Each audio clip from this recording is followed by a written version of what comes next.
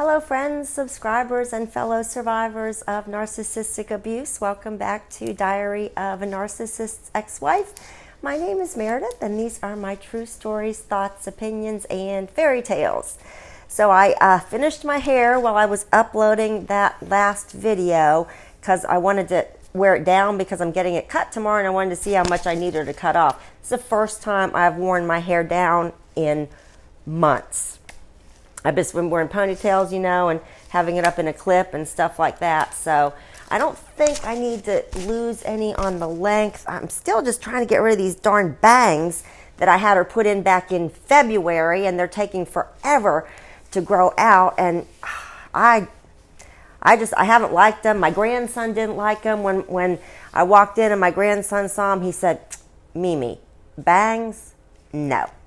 And I don't really like them that much either. I don't think my face is made for bangs, but they're growing and hopefully soon they will be gone. The ones on this side are pretty much blended in, but over here we've still got a long ways to go.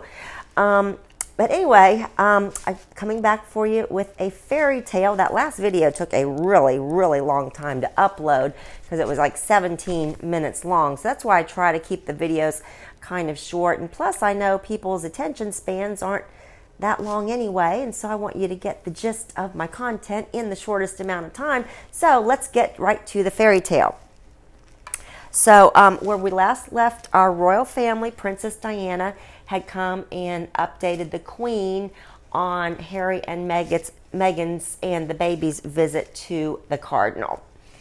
All right, so that's where we were. Okay, hold on a minute, Kendra. Here, I've got a kitty that wants some attention.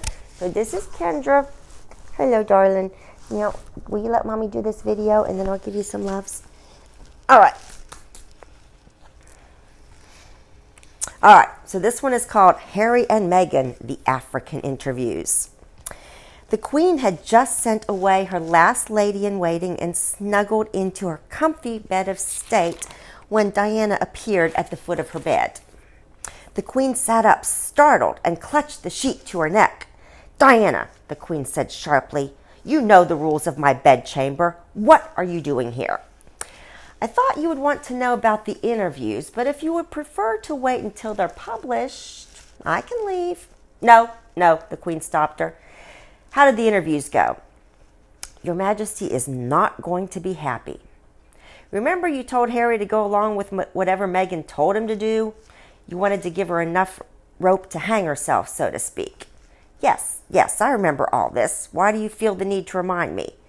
"Because I don't want you to be too angry with Harry," Diana replied. "He broke your number one rule. Never explain and never complain. Meghan gave him a script and had him memorize it and practice it, so it was basically her words coming out of his mouth," Diana explained. "Interesting," the Queen pondered. "And how is Harry as an actor?" she asked with a grin. Diana grinned in response. "Better than her, actually. His script had him portraying a traumatized son who never got over his mother's death. She actually had him say," and Diana paused for effect, "It is like a festering wound. Every click, every flash brings it all back to me." The Queen laughed. "Isn't that a little melodramatic for our Harry?" "That's our Meghan, completely over the top," Diana confirmed. "Anything else?" asked the Queen. "Yes," Diana affirmed. "He said that he and Wills aren't as close as they used to be, and said they have had their good days and their bad days as brothers." "Oh, great," grumbled the Queen. "That will start the gossips' tongues to wagging." Diana laughed shortly. "Ha! Oh, I wouldn't worry about what Harry said. They will all be talking about what Meghan said." And Diana paused. "Oh, no," responded the Queen. "Tell me." "Her Royal Highness had quite a long list of complaints," Diana said archly. "Oh, did she now?" said the Queen. "Do tell." "Well, it was quite the sob story. The British tabloids are harassing her and lying about her. It's so hard being pregnant and a newlywed. No one ever asks if I'm okay. It's not enough to survive. You have to thrive. And this just isn't fair." "My God," said the Queen. "How old is she? She sounds like an 8-year-old. Well, to address both your questions as to how old she is, I am thinking around 41 or 42, even though she claims to be younger. And as to why she sounds like an 8-year-old, you know narcissists' emotional development stops at the time of the event that shattered their emotional psyche, so she will always react childishly." The Queen glanced at Diana sharply. "What?" Diana laughed. "I've been doing my research." She turned serious. "It is best that we know what we are dealing with. She acts willful and childish, but do not discount that she is very devious and cunning and has no conscience." "True," said the Queen thoughtfully. "She should not be underestimated. Well, if there is nothing else, you may go. I am 92 years old and I need my rest." "One more small thing," Diana said. "What now?" asked the Queen impatiently. "She's suing the press. Breach of privacy. I suppose she figured she would be treated better than us other Windsor wives," Diana said, a bit bitterly. "Remember how they called Catherine Weighty Katie and Sarah the Duchess of Pork and me Shy Di, and they harassed me mercilessly. She has it so easy compared to what I went through," Diana said emotionally. "It is just as bad for those of us born Windsors," argued the Queen. "Andrew was Randy Andy. My sister had her life all over the tabloids. My husband was accused of having affairs with actresses. I myself have been accused of taking some children on a picnic, and they were never seen again." "Really?" Diana asked in disbelief. "Really," said the Queen emphatically. Diana looked at her strangely, then shook her head as if to dispel unwanted thoughts. "They return in 2 days," Diana reminded the Queen. "What are you going to do with them?"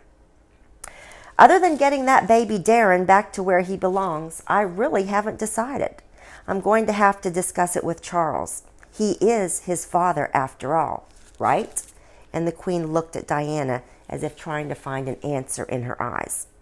"Don't be silly," Diana said indignantly. "You know ginger-haired is a trait in my family."